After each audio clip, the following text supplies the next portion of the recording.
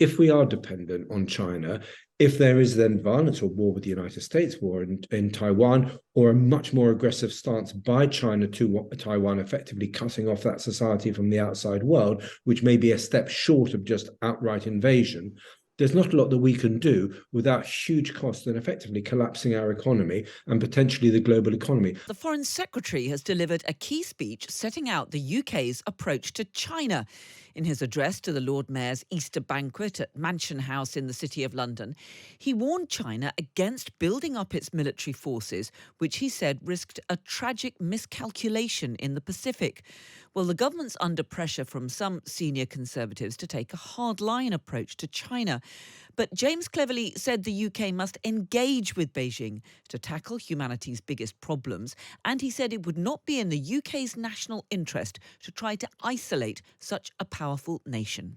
This government will advance British interests directly with China, alongside our allies, while steadfastly defending our national security and our values. And we can expect profound disagreements.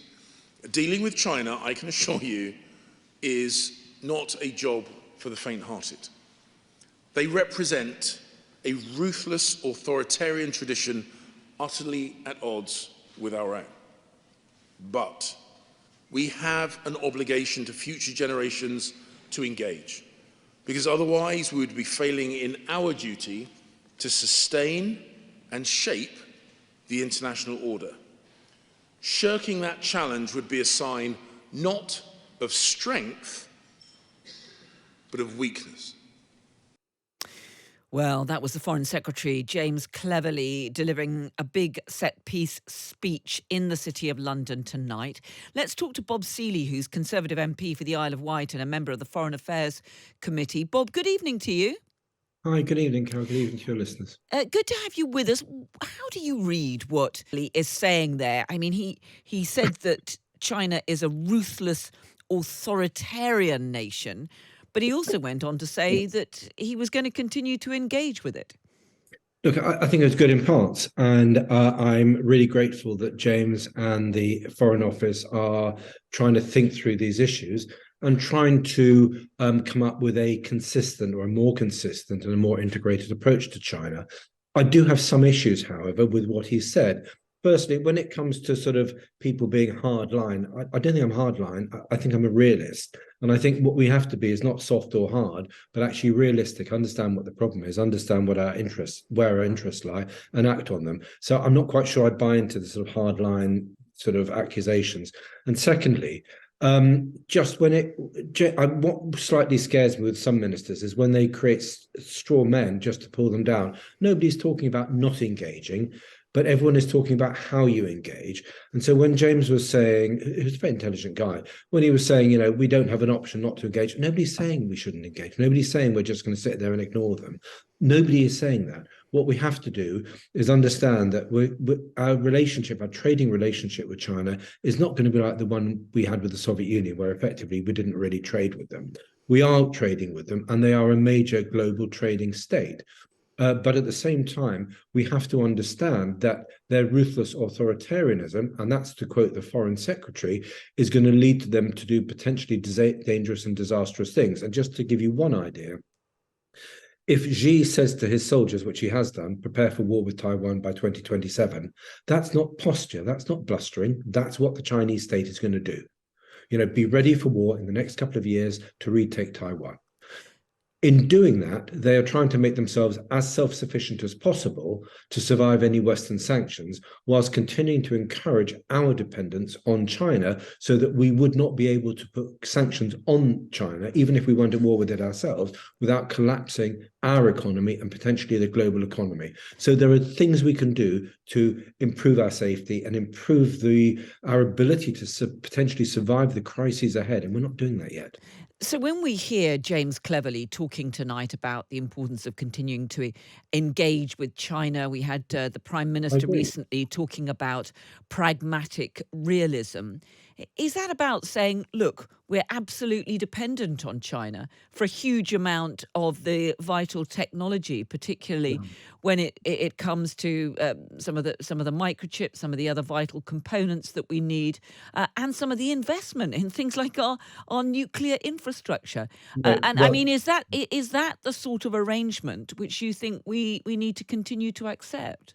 well, I don't accept. I'm not quite. I can't quite accept that characterization, but I certainly don't think we should accept that. Look, it was me that kicked off the Huawei rebellion that eventually got the government to get Huawei out of our 5G network, which I think would have been a strategic disaster if we'd allowed Huawei to dominate and effectively subsidize Huawei to collapse Western companies, which was absolutely its aim to get an absolutely dominant, if not monopoly, position. So should we Um, be barring it from other sectors then, Yeah, Bob? for sure. In a way, yes. I did a report with the Henry Jackson Society a couple of years ago, which showed an increasing dependence, not only on stuff like sort of, I don't know, ballpoint pens, but on critical national infrastructure that we have been dependent, whether it's on some of these unique minerals like lithium, or whether it's 5G, or whether it's many other issues like basic pharmacy goods. We've got a ridiculous dependency on China. And we have to ask, is that healthy and good for us? And the answer is no, it is bad for us and potentially disastrous if we are not in a position to have freedom of movement because we have a relationship of dependency. So one of the basic things that I'm trying to get the government to do, and I'm very, don't get me wrong, I'm super supportive of this government, and I think Rishi's becoming a brilliant prime minister. But one of the things I'm trying to get the government to do is just have an annual statement of trade dependency, not only on China, but on other states. Because once we know how dependent we are on trade with China, we can move away. We can try to get more resilience in our supply chains. Nobody's talking about saber rattling at China or just wagging a finger at it endlessly.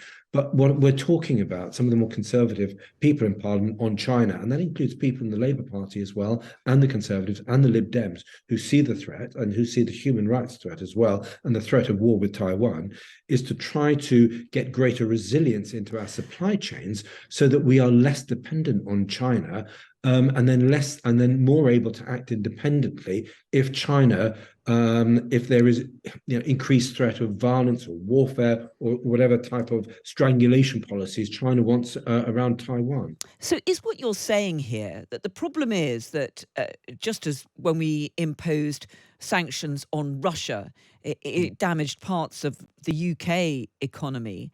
If China were to move from threatening Taiwan to actually taking military action and we wanted to impose sanctions on China, we couldn't do so because we're No, absolutely dependent on it for but, the lithium and but other components you've been talking about. well, we could do it, but the cost would be incredibly high.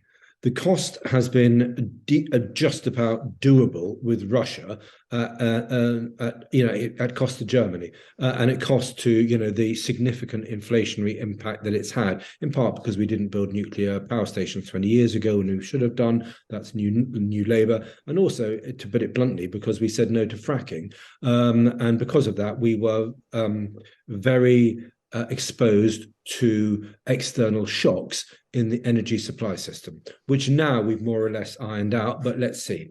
So, but for sure, China is just, 10 times, 50 times worse.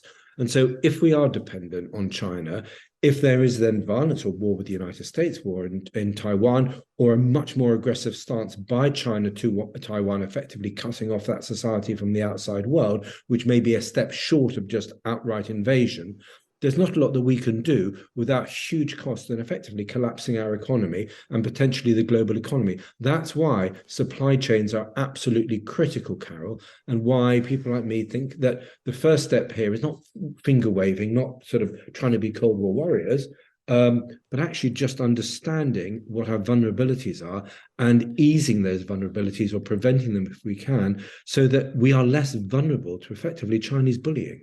So, shouldn't we, though, look at the way the Chinese authorities, for example, treat the Uyghur minorities and Yes, take a moral absolutely. stance Absolutely. and stop our Yes. dependency on China right now? Yes, I mean, look, I'd love us to do that, but I mean, we're not. I can't. You can't turn a tanker around overnight. It takes time. For sure, we need to be speaking out much more on the Uyghurs. Look, I was at the Hong Kong All-Party Parliamentary Group 2 days ago. You had Jimmy Lai, who is this owner of one of the big, great champion of freedom of speech and democracy in Hong Kong. 75, he's in prison. His son Sebastian Lai came to talk to us, and we had a report presented over the Jimmy Lai's the case against him, which was absolutely just a political show trial. He's a British citizen, Jimmy Lai, and so is his son Sebastian, and yet Okay. countries like America, which are doing more to speak out against this is just wrong. Just briefly, Bob, if you could, Yeah.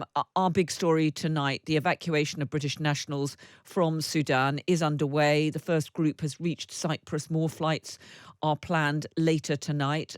Has the government handled this as well as it could in the very difficult circumstances?